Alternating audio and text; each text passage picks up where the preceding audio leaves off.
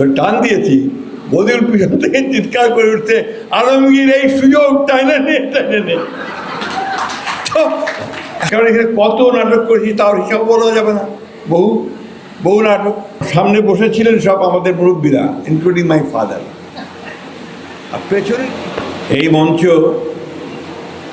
এই প্রেক্ষাগৃহ, এটা তো আমার শৈশব থেকে আমাকে নেওয়া দিয়েছে।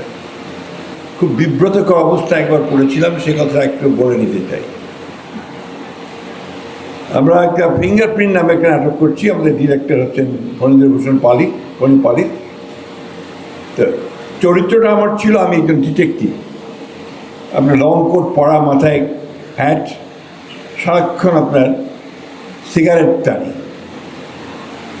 এখন এই সিগারেটটা না তখনকার দিনে ছিল একটা বড় রকম অপরাধ। তার সামনে বসেছিলেন সব আমাদের মুরব্বীরা, ইনক্লুডিং মাই ফাদার।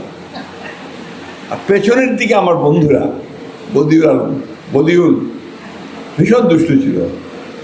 তো এর মধ্যে যখন আমি একটা সিগারেট ধরাচ্ছি, তো টান দিয়েছি, বদিউল পিছন থেকে চিৎকার করে উঠছে, আলমগীর এই সুযোগ টাইনে নে টাইনে নে। তো এখন এই স্মৃতি, বহু স্মৃতি, এগুলো বলে শেষ করা যাবে না। কারণ এখানে কত নাটক করেছি তার হিসাব বলা যাবে না, বহু নাটক। একজন তখন নায়ক ছিল, খুব ভালো অভিনয় করতো, নায়ক, বরাবরের নায়ক। মানুষ মাঝে মাঝে নায়ক পেত, কিন্তু ও থাকলে আর পেত না, কারণ ও চেহারা অনেক সুন্দর ছিল। তো এই বিষয়গুলো মনে পড়ছে আর কি বারবার।